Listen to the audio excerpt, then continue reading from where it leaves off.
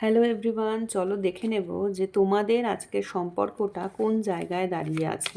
Angel কি বলছেন, আর্কএঞ্জেল Michael কি বলছেন, তোমাদের সম্পর্কটা আজকে কোন জায়গায় দাঁড়িয়ে আছে।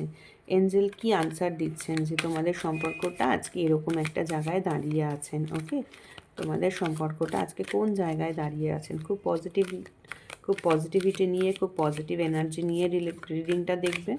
চলো দেখে নিই যে তোমাদের আজকে সম্পর্কটা কোন জায়গাতে দাঁড়িয়ে রয়েছে, তোমাদের সম্পর্কটা আজ কোন জায়গায় দাঁড়িয়ে আছে। চলো দেখে নিই যে তোমাদের সম্পর্কটা আজকে কোন জায়গায় দাঁড়িয়ে আছে। ফরগিভনেস, ক্ষমা করে দাও।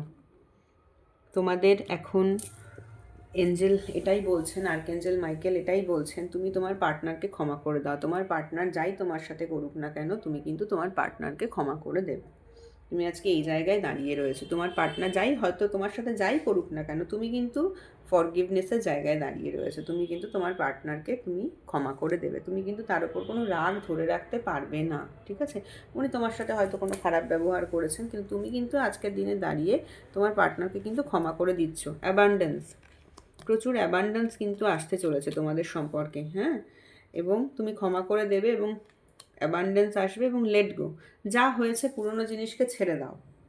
যা হয়েছে পুরনো জিনিস সমস্ত কিছু ছেড়ে দাও। পুরনো জিনিসকে ধরে বসে থেকো না। পুরনো জিনিস ধরে বসে থাকলে না কিছু হয় না, কিছু পাওয়া যায় না। লেট গো করো, ফরগিভ করো। পার্টনার যা যদি কোনো ভুল করে থাকে, যদি কোনো কিছু করে থাকে, ফরগিভ করো। তোমাদের রিলেশনশিপে অ্যাবান্ডেন্স আসবে এবং লেট গো করো। জিনিসপত্রকে না লেট গো করতে শেখো। মানে যা অতীতে যা হয়েছে ছেড়ে দাও। অতীতটাকে তো আর ফিরে পাবে না, সুতরাং সেই পুরনো কথা ভেবে তো কোনো আর কিছু লাভ হবে না। তো সেগুলোকে না সব লেট গো করে দাও।